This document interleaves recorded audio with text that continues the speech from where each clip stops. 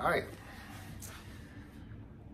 Thanks for tuning in to PuppetMasterFPV, which is found through the Politically Homeless channel. I did it. I finally did it. After 3 years of flying FPV, I finally bought my first real Fat Shark goggle set, the HDO2s. It's being marketed as a 50-degree field of view goggle. That would be incorrect. It is actually only a 46-degree diagonal field of view. But that is okay. That is close enough. And it is an OLED, Sony, I believe, screens. But not just that. We have a power button finally. This is the goggle that PuppetMasterFPV and many others have been waiting for Fat Shark to make for years. I made a video. I think it was like the Straight Dope or something like that. I was a bit heavier, fatter, out of shape then.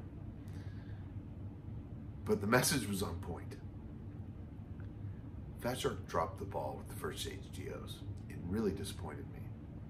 And because of that, I kept rocking my Fat Shark Transformers for another year and a half. I didn't fly that much this last year, but that was for other reasons. But I've just been rocking these forever because they were, for the money, there was no reason for me to change. A 55-degree field of view, and a good one with the binocular viewer. I don't know if you've ever used the binocular viewer with the Fat Shark Transformers, but it was way better than you could get in any regular goggle. It just was. Just factual. You know, you can ask Alex, I'd be crazy. He's someone else who is wired a little bit differently, but who is a industry leader in FPV. He's sung the merits of box goggles forever. Because of the binocular viewer, this thing's getting retired finally, you had the ability to move the actual screen forward enough that it wasn't like you were sitting in the front seat of a movie theater at all. It was actually just an incredible flying experience, and a good one for one of the, if you had the right FPV cameras, which I always did.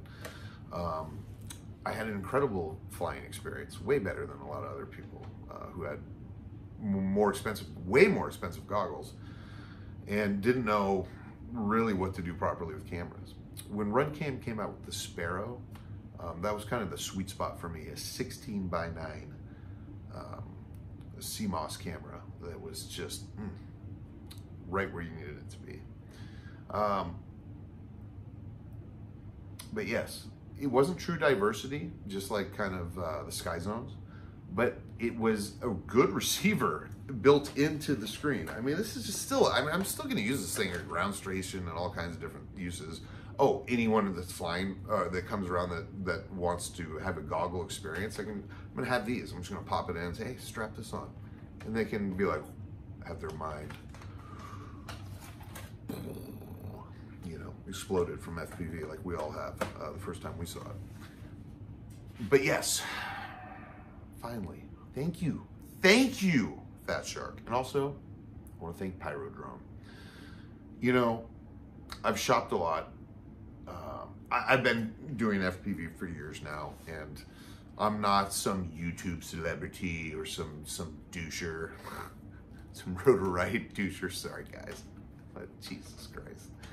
That's one of the reasons I got an FPV for a year. You know, hipster weebs. I'm just sorry. Like, come on, guys.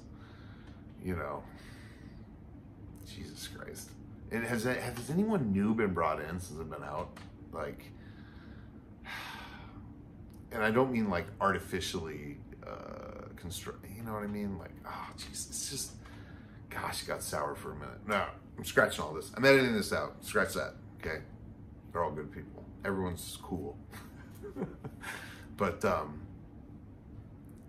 Rotor-Right got so sour, and they were all just such little to each other, and just acted so goddamn petty, and the whole thing was just so overhyped and just overblown at that time. It just seems, it got really ridiculous and kind of lame.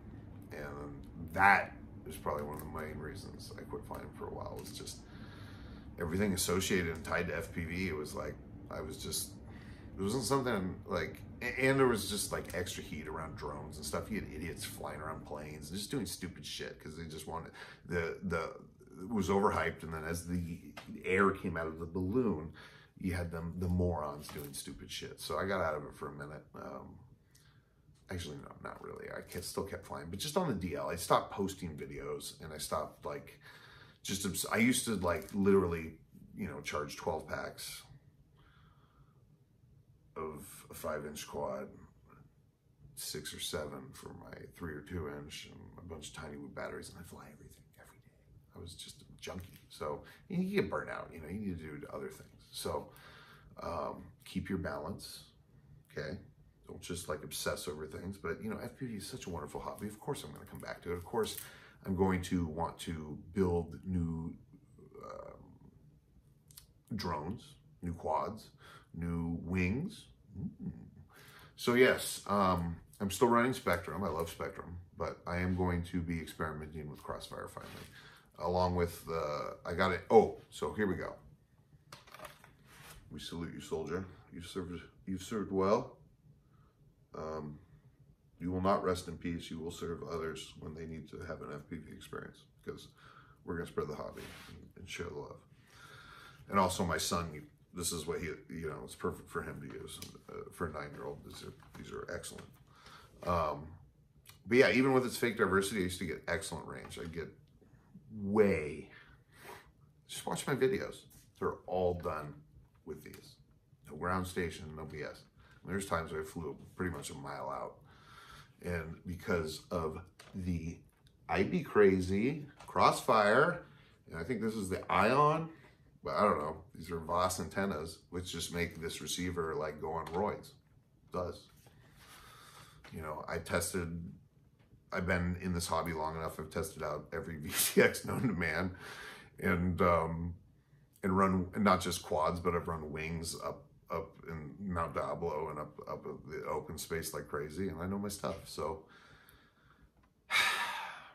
finally, HDO2s, Fat Shark Transformers, going in retirement.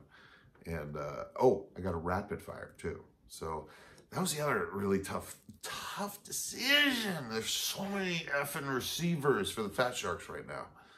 There's the LRC, which is really a good price for 90 bucks, right? You got, then you got Furious FPV, the True D. You have, what was it? Oh gosh, Clearview. You have LaForge. You have, gosh, everyone's making a receiver. I think Foxier even made a receiver. Fat Sharks makes a receiver. TBS Fusion, which was a shot at rapid fire. And I've watched all the comparison videos, and I'm sorry, but I always knew I was going to get rapid fire as soon as I got a real pair of goggles. Yeah. Immersion, you did it right. I mean,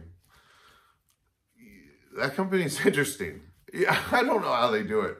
Like, if you go in some hobby stores, still, you will see a Vortex 150 for $300 retail. Still.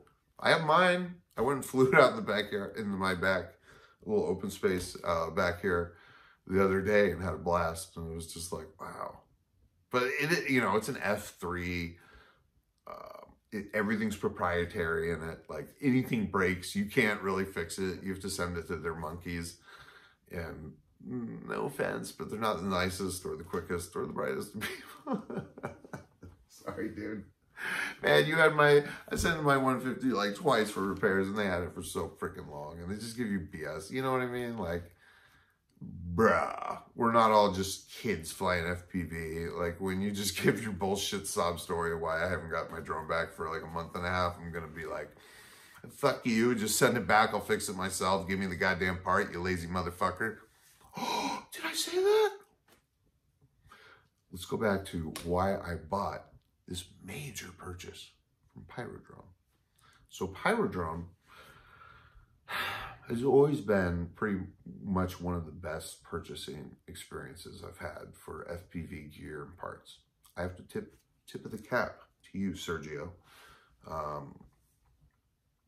Yeah, Pyrodrome. I've done a lot of shopping at everything. And I'm talking everywhere, from like Hobbytown, A-Main Hobbies, Pyrodrome, Get FPV, a lot. I was like probably Get FPV's #1 customer back in 2017. And that is one of the reasons, and I got to tell you, they're doing a strong deal right now. And Get FPV, you can do a bundle discount with the HDO2s where you can get their Axie 2 patch and Omni antenna for at like half price, and you get rapid fire for like, I don't know, less than what they charge retail for it. But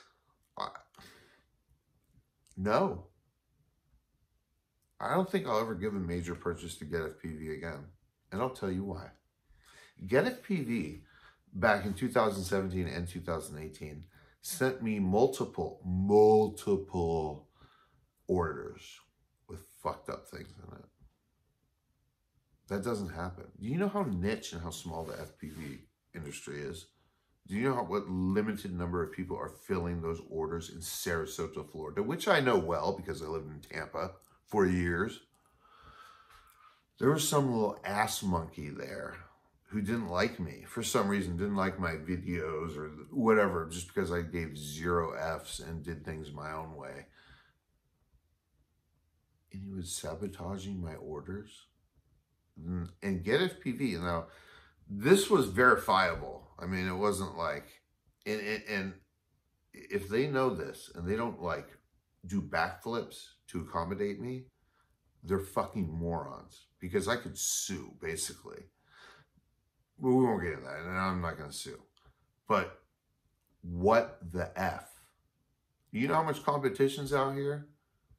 You're sending me a Schizo Nova frame missing battery straps. So you can see where the little effer like cut open the bag and took out the battery strap. It's just little things like that. I got Axie antennas that were defective. It's just like, man, I know like in hobby stuff, every once in a while you do get junk stuff. This happens. But it was such a regularity and such a common occurrence at Get FPV that I was like, are these motherfuckers tripping? I don't have to give them my money. I don't have to do them any favors. I mean, these guys are the like back scratchers to all the biggest little bitches in the industry who like, oh, I have 100,000 subscribers on YouTube, so everyone wants to smell my farts. Follow me. My name's Ladrib, Mr. Steel, Final Glide, whatever. I don't care. Nobody cares. Do you know how small FPV is? It's a niche hobby. There's only a few of us. So don't act like you are holier than thou. Or, you know what I mean? These guys are like, oh, I can't just like meet everyone. I'm just like too special. Or they like try to charge you $50 to meet up and fly with them. It's like, dude, fuck you. I wouldn't give you $5.50 to go fly with you. Like, it's a favor to come fly with me. Go fuck yourself. Rotor Riot. Bunch of fucking chodes. So anyways, they don't define the hobby. They're not the bee's knees. And I love, I really do. I love Joshua Bardwell and his videos. I think he's a good guy. But he's human. He's got all his faults. I'm not going to call him out for everything he does that's wrong or something, because you know what? That's what I like about him, is that he does. When I first got in the hobby, I hated Joshua Bardwell. I heard this one video of him where he was like arguing with someone else in the industry about flight controllers or some shit. And he was just like really condescending and just, or no, not even someone in the industry. It was someone who's like getting into the hobby, and he was just like really treating them kind of harsh. But he changed right after that. And he realized that he was reaching a real audience. I think I started in FPV right when JB kind of really found the feet and got some traction and figured out what was going on for him. Because his channel blew up while I was following him. And he was great because he does these tutorial videos. Go watch him and subscribe if you haven't. Joshua Bardwell will teach you what you need to know in the technical side, okay? He's going to come through for when you need to know exactly where to look online to find the flight controller diagram for what you need, or what to do for your PIDs, or how to do BLHeli 32 or BLHeli configurator, and what's the fucking difference. He's the one that's going to show you that a lot of times in a very easy, clear, concise way in digestible sized videos. Tip of the cap to Josh.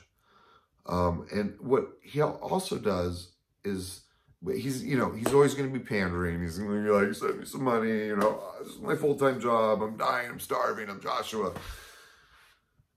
Bro, you got your own flight controller named it. You got like every piece of FPV hardware known to man named after you.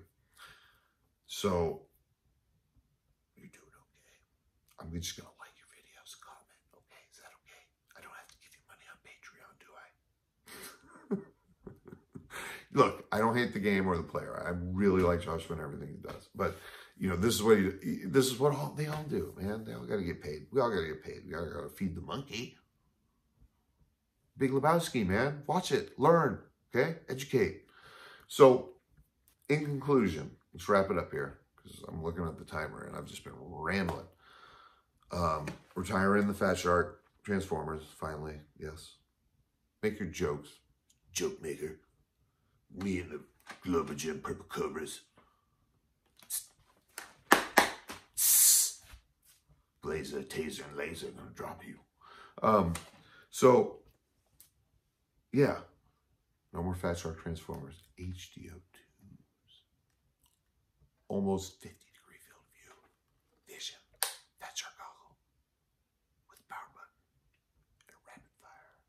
And a long-range luminaire. Axie 2 antenna system.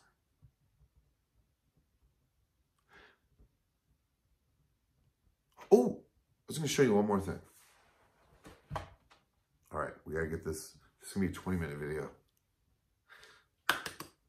Oh! This. Newbie drone. This is micro perfection.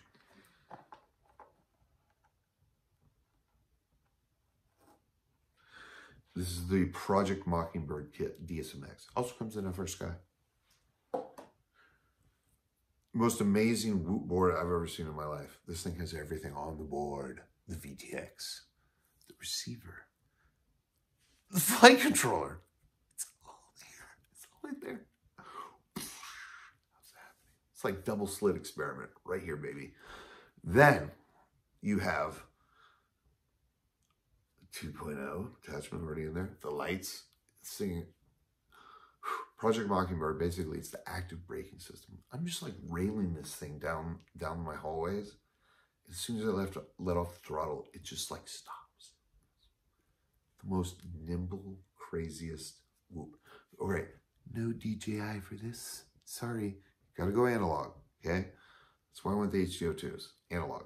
I also talked to IB Crazy because I was like, look, I'm finally ready to really upgrade my visuals. Should I just buy that DJI system? My thing, though, is not only am I flying quads, regular quads, I do long range, wings.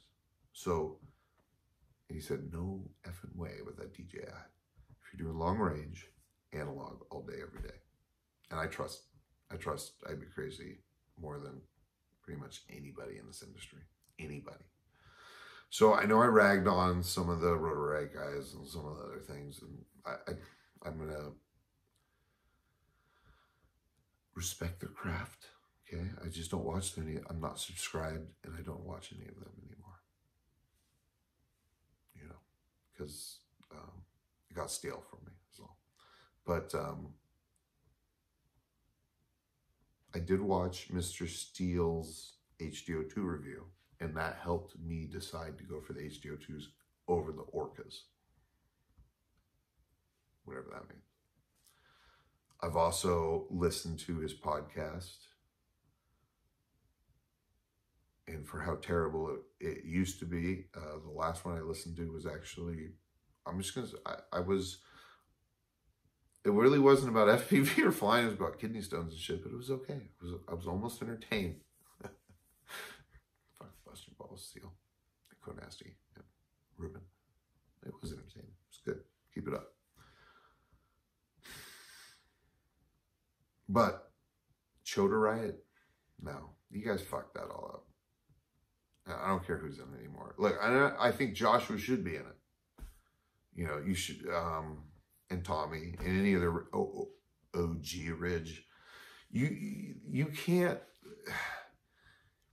No, you don't get to do that to the people that really made like FPV what it is.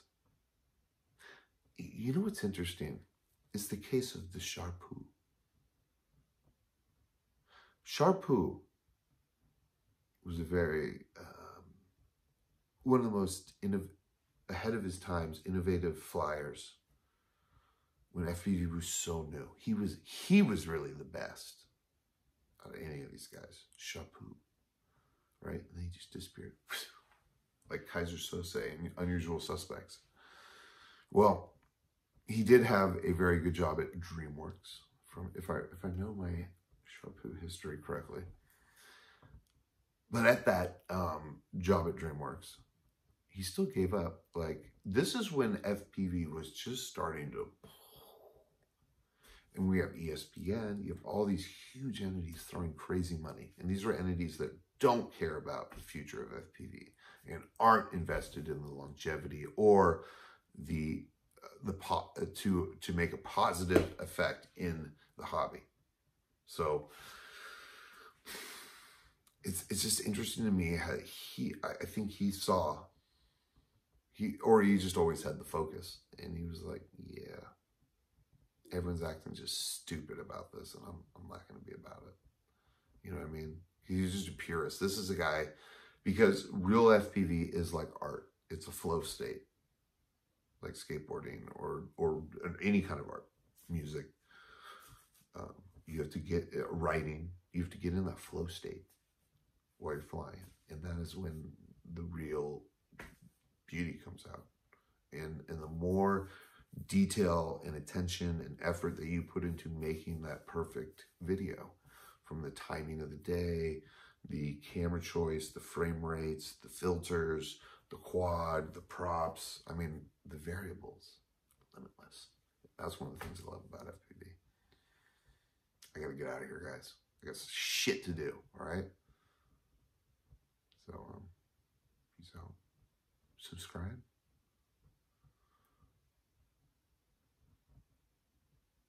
Have a good weekend.